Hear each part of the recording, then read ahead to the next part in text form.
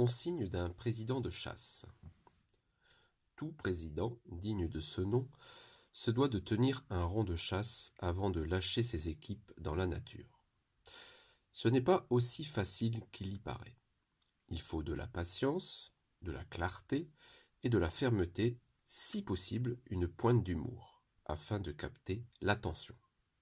De la patience, parce que toute réunion suppose 2 ou 3 retardataires, autant de bavards et quelques gens foutres.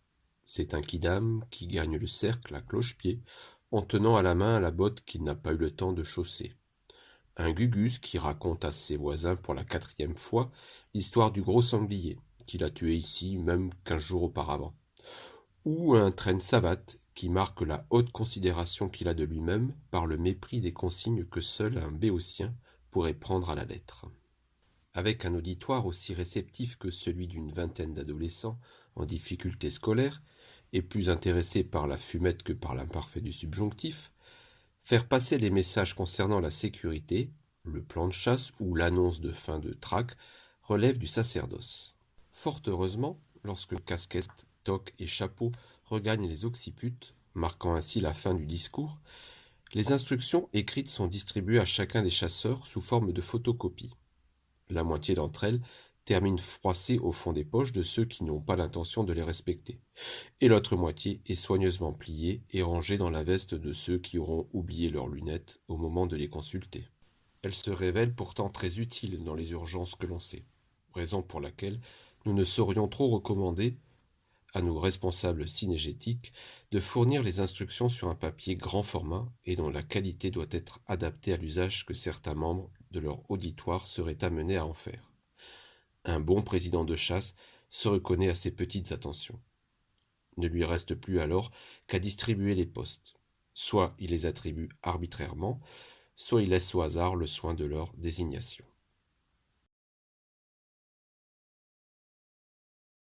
Consigne d'un président de chasse. Consigne d'un président de chasse. Tout président digne de ce nom, tout président digne de ce nom, se doit de tenir un rond de chasse. Se doit de tenir un rond de chasse avant de lâcher ses équipes dans la nature. Point. Avant de lâcher ses équipes dans la nature. Point. Ce n'est pas aussi facile qu'il y paraît. Point. Ce n'est pas aussi facile qu'il y paraît. Point. Il faut de la patience, virgule. Il faut de la patience, virgule. De la clarté et de la fermeté, virgule. De la clarté et de la fermeté, virgule. Si possible, une pointe d'humour, afin de capter l'attention. Point. Si possible, une pointe d'humour, afin de capter l'attention. Point. De la patience, virgule. De la patience, virgule. Parce que toute réunion suppose 2 ou 3 retardataires, virgule. Parce que toute réunion suppose 2 ou 3 retardataires, virgule. Autant de bavards, et quelques gens foutres. 2 points. Et quelques gens foutres. 2 points.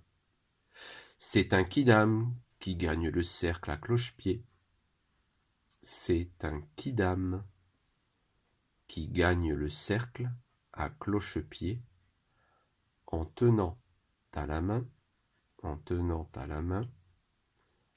la botte qu'il n'a pas eu le temps de chausser, virgule. En tenant à la main la botte qu'il n'a pas eu le temps de chausser, virgule. Un gugus qui raconte à ses voisins. Un gugus qui raconte à ses voisins pour la 4e fois l'histoire du gros sanglier qu'il a tué ici même, qui raconte à ses voisins pour la 4e fois l'histoire du gros sanglier qu'il a tué ici même 15 jours auparavant, virgule. Ou un traîne-savate qui marque la haute considération qu'il a de lui-même. Ou un traîne-savate qui marque la haute considération qu'il a de lui-même par le mépris des consignes,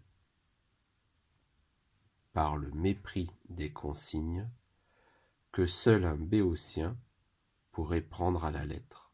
Point. Par le mépris des consignes que seul un béotien pourrait prendre à la lettre.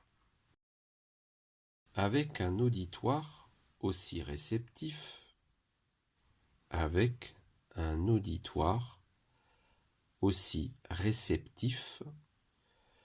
que celui d'une vingtaine d'adolescents,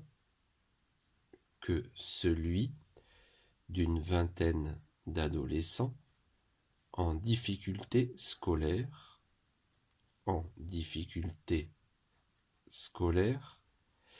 et plus intéressés par la fumette,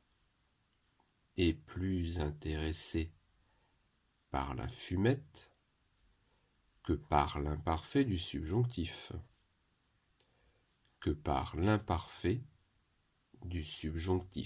virgule. Faire passer les messages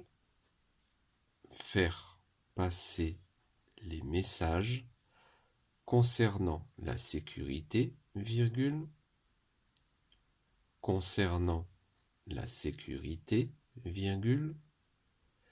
le plan de chasse, ou l'annonce de fin de traque,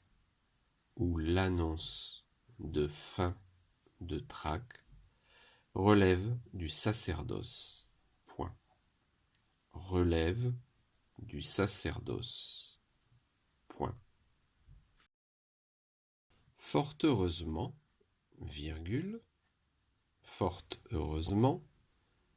virgule, lorsque casquette,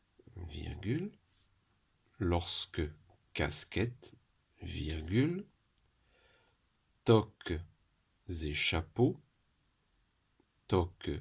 et chapeaux, regagnent les occiputes,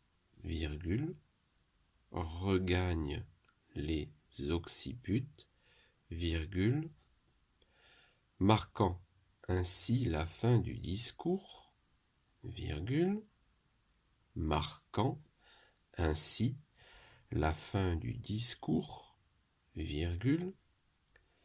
les instructions écrites sont distribuées.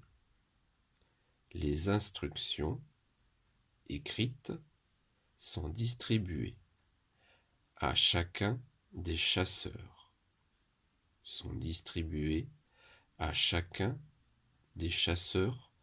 Sous forme de photocopie. Point. À chacun des chasseurs sous forme de photocopie. Point. La moitié d'entre elles termine froissée au fond des poches.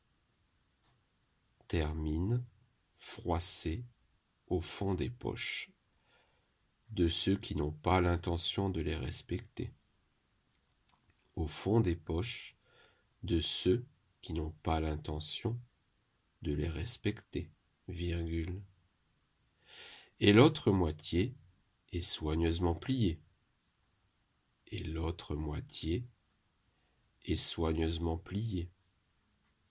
Et rangée dans la veste, de ceux qui auront oublié leurs lunettes dans la veste de ceux qui auront oublié leurs lunettes au moment de les consulter. Point. Au moment de les consulter. Point.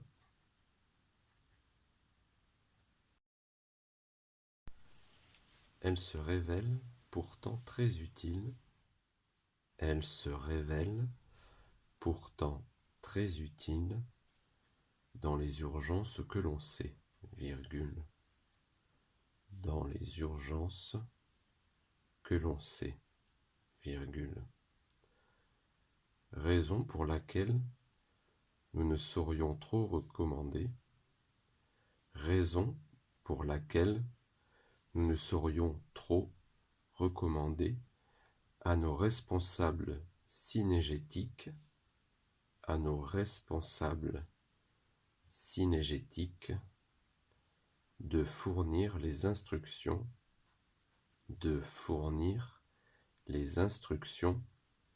sur un papier grand format, sur un papier grand format, et dont la qualité doit être adaptée, et dont la qualité doit être adaptée à l'usage que certains membres de leur auditoire doit être adaptée à l'usage que certains membres de leur auditoire seraient amenés à en faire. Point. Seraient amenés à en faire. Point. Un bon président de chasse, un bon président de chasse se reconnaît à ces petites attentions. Point. Se reconnaît à ces petites attentions. Point. Ne lui reste plus alors qu'à distribuer les postes. Point. Qu'à distribuer les postes. Point. Soit il les attribue arbitrairement, virgule, soit il les attribue arbitrairement, virgule, soit il laisse au hasard le soin de leur désignation. Point. Soit il laisse au hasard le soin de leur désignation. Point.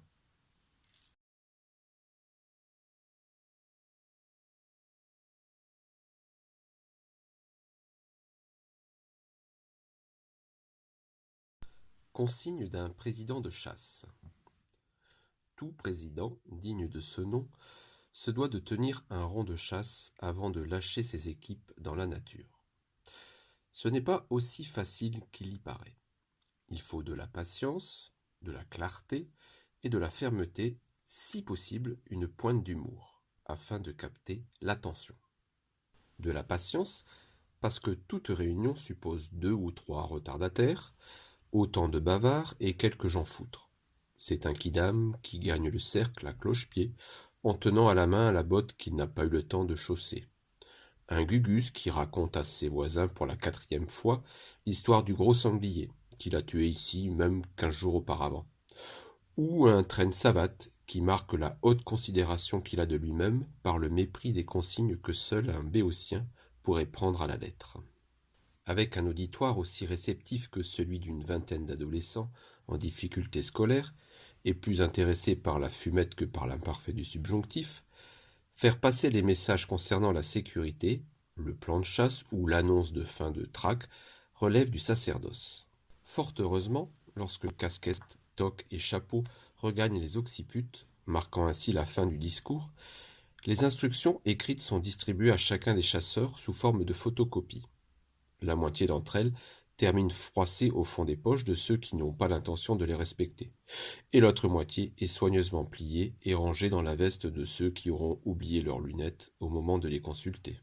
Elle se révèle pourtant très utile dans les urgences que l'on sait, raison pour laquelle nous ne saurions trop recommander à nos responsables synégétiques de fournir les instructions sur un papier grand format et dont la qualité doit être adaptée à l'usage que certains membres de leur auditoire seraient amenés à en faire.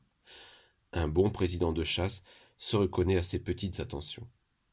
Ne lui reste plus alors qu'à distribuer les postes. Soit il les attribue arbitrairement, soit il laisse au hasard le soin de leur désignation.